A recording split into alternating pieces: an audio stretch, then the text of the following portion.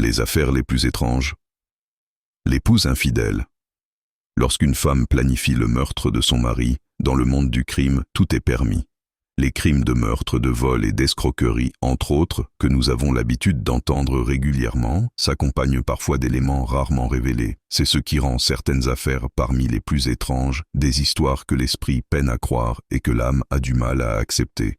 Beaucoup dénoncent l'infidélité des hommes, affirmant qu'il n'y a aucun espoir en eux dès lors qu'on attend d'eux la fidélité. Mais que se passe-t-il lorsque c'est la femme qui trompe? Ressent-on envers elle le même sentiment que lorsque l'homme est infidèle? Peut-elle relever la tête à nouveau face au monde après la découverte de sa trahison, comme le font certains hommes, ou vivra-t-elle écrasée par sa faute, incapable d'affronter les autres ou de croiser leurs regards, ou bien s'accrochera-t-elle à ce qu'elle a fait, convaincue qu'il s'agit de sa liberté? Vicky, la grecque, nous a peut-être offert un exemple vivant de tout cela. Chris et Vicky étaient mariés depuis 13 ans et menaient, en apparence, une vie heureuse. Chris était un homme riche, Vicky lui avait donné 3 enfants, et ils vivaient dans l'opulence, voyageant fréquemment ensemble. De plus, Chris était un mari extrêmement fidèle. Que pouvait-elle vouloir de plus? Pour son 44e anniversaire, Vicky lui offrit un cadeau dans une boîte argentée soigneusement emballée. Elle lui déclara qu'elle l'aimait profondément et qu'elle ne pouvait imaginer la vie sans lui. Chris lui rendit des paroles encore plus tendres, exprimant tout l'amour qu'il ressentait pour elle. La scène suscita l'admiration et l'envie de tous les invités présents à la fête. Après la fin de la soirée, le couple s'enlaça et se dirigea vers leur voiture, que Vicky avait garée dans une ruelle sombre près du bar. En marchant, Chris aperçut une silhouette dans un coin de la ruelle. Pris d'inquiétude, il recula et proposa de changer de chemin.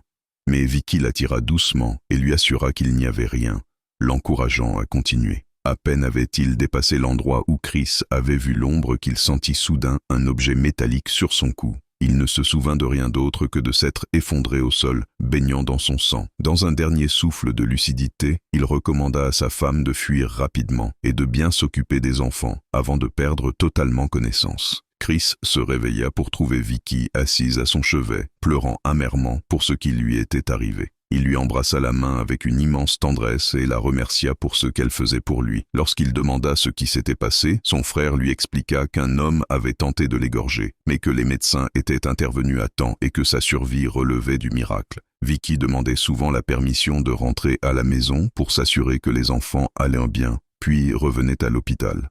À chaque fois, elle apparaissait comme l'épouse dévouée et compatissante, aidant son mari à se rétablir tout en assumant ses devoirs envers les enfants. Elle restait également en contact constant avec les enquêteurs pour suivre l'évolution de l'enquête et les efforts visant à arrêter le criminel. Quelle épouse fidèle! Un jour, en revenant à l'hôpital, Vicky apprit par le frère de Chris que la police avait arrêté le suspect. Son visage s'assombrit soudain et elle s'excusa pour rentrer chez elle, ce qui éveilla les soupçons du frère de Chris. Quelques heures plus tard, Chris tenta à plusieurs reprises de joindre sa femme, sans succès. Personne ne l'avait vu. Lorsqu'il aperçut des policiers devant lui, il pensa qu'un malheur était arrivé à Vicky. Mais il fut foudroyé par ce qu'ils lui annoncèrent. Son épouse était celle qui avait orchestré la tentative de son assassinat, avec l'aide de son amant. Ces mots tombèrent sur Chris comme un coup de tonnerre, lui qui ne comprenait rien à ce qui se passait.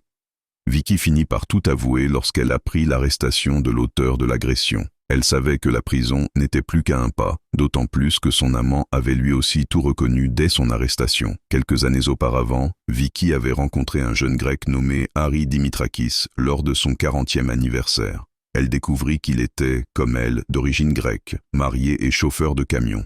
Très vite, elle tomba amoureuse de lui, et ils commencèrent à se voir en secret. Leur passion dévorante poussa Vicky à envisager sérieusement d'éliminer son mari pour s'emparer de son argent. Les biens étaient à leurs 2 noms, et il existait plusieurs polices d'assurance-vie sur Chris et sur elle-même. Elle comptait toucher tout l'argent après la mort de Chris, d'autant que son amant était pauvre, sans domicile, vivant avec sa femme et ses enfants, dans la cave de la maison de sa mère. Avant le crime, Vicky et son amant avaient déjà été interpellés une fois, retrouvés entièrement nus sur la banquette arrière de la voiture de Vicky, dans une rue isolée. À partir de ce moment, elle commença à réfléchir sérieusement à l'élimination de son mari, jusqu'à planifier soigneusement l'attaque et charger Dimitrakis de l'exécuter. Vicky n'exprima aucun regret pour ce qu'elle avait fait. Elle déclara qu'elle aimait Dimitrakis et souhaitait l'épouser après sa sortie de prison. À la fin du procès, sa fille adolescente et ses 2 enfants jumeaux quittèrent la salle sans regret regrets apparents pour la perte de leur mère, l'épouse infidèle et criminelle. Vicky fut condamnée à 12 ans de prison, sans possibilité de libération conditionnelle avant 9 ans, tandis que Dimitrakis écopa de 7 ans seulement, en raison de ses aveux complets sur les faits.